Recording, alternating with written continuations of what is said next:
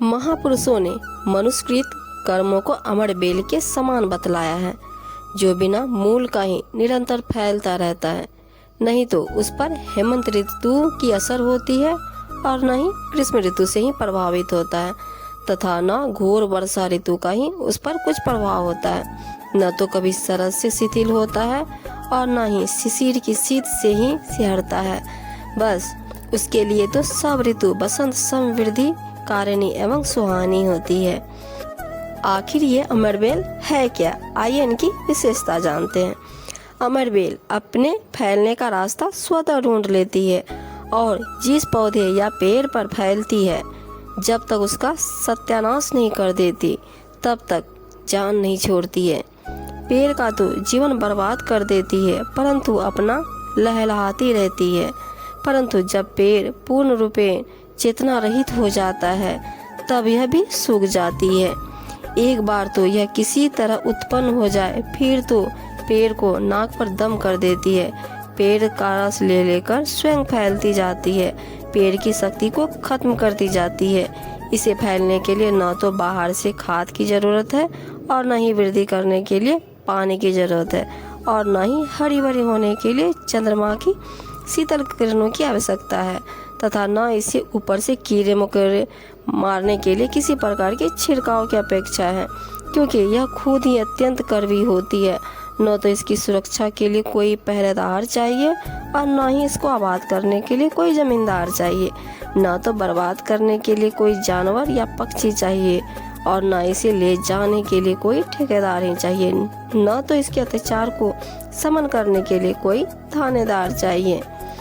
बस इसे देखते रहें कि यह किस प्रकार फैलती चली जा रही है।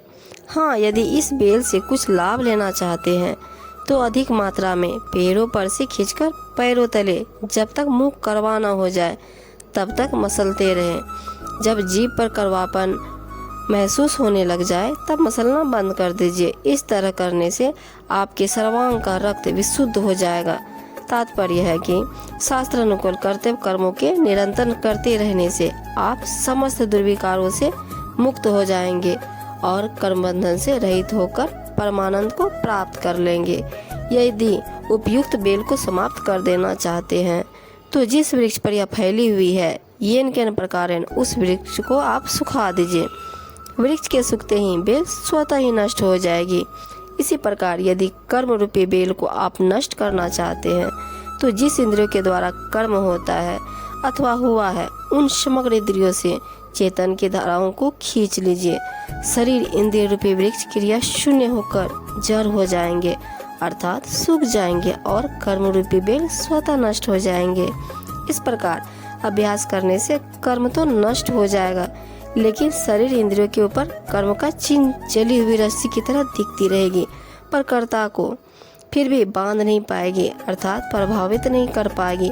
कर्ता तो सूखी नारियल की गरी की तरह कर्म से प्रभावित शरीर इंद्रिय रूपी खोल के अंदर निर्लिप्त होकर रहेगा। संत कबीरदास ने बड़ा ही सुंदर कहा है, काया पैसी कर्म सब नासे, जरा मरण के संशय गए, निरंकार निर्गुण अविनाशी, तीन ही लोक में ज्योति बड़े।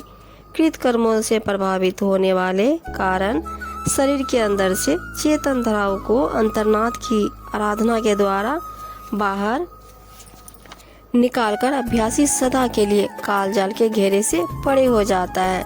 प्रबल कर्म फल के ऊपर किसी भी ऋतुओं का प्रभाव नहीं पड़ता। उपयुक्त साधना के बिना लाख उपाय करने से भी कर्म फल नष्ट नहीं होता, वरन वह बढ़ता ही चला जाता है। जीव किसी भी योनि में क्यों न चला जाए, कहीं भी जाकर क्यों न जन्म धारण कर ले, परंतु किए हुए कर्मों के फलों से वह किसी तरह बच नहीं सकता। वह कर्म फल कर्ता को त्रिकाल यज्ञ पुरुष की तरह पहचान लेता है, कहीं भी रहने पर खोज लेता है, अपनी चपेट में ले लेता है। अमर बेल अपना तो लहलाती रहती है, परंतु जिसके सहारे फैलती है उसको नष्ट कर देती है। ऐसे ही किए हुए कर्मों की बेल निरंतर बढ़ती रहती है, परंतु जिस शरीर इंद्रियों के द्वारा कर्म हुआ था उसको बारंबार नष्ट करता रहता है। साथ ही इस आवागमन के चक्र से अविनाशी जीव को भी प्रभावित करता रहता है।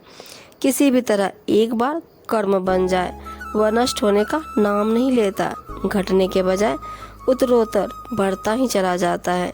इसकी अभिवृद्धि के लिए किसी भी राशन पाने की जरूरत नहीं। बस जैसे सृष्टि का चक्र व काल का चक्र अनवरत चलता रहता है अथवा घूमता रहता है, वैसे ही यह कर्म का चक्र यह जीव को 84 लाख योनियों में घुमाता रहता है। किसी भी तरह एक बार कर्म तो हो जाए, बस इसकी करामात देखते रहिए कि यह कर्ता से क्या क्या कराता है और कहाँ कहाँ लेकर जाता है। न इस कर्म बीज की सुरक्षा के लिए पहरेदार चाहिए और न ही हिफाजत के लिए कोई कीटनाशक दवा ही चाहिए, तथा न ही किसी जीव जंतु से इसके विनष्ट होने का डर ही है। इसके नष्ट करने के लिए तो कोई अस्त्र शस्त्र है और न ही इसके समन के लिए कोई थाने पुलिस है, तथा इनके ऊपर कोई भी प्रशासनिक विभाग है। न तो इसकी चिकित्सा के लिए हकीम वैद्य तथा सिविल सर्जन ही है, इसके लिए औषधि विशेष है।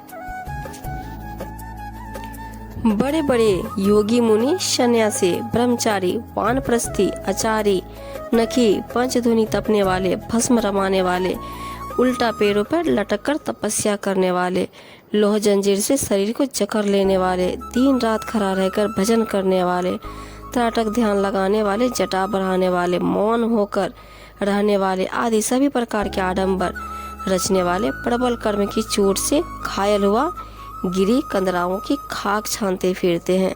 कहीं कर्म दंड का अंत नजर नहीं आता है।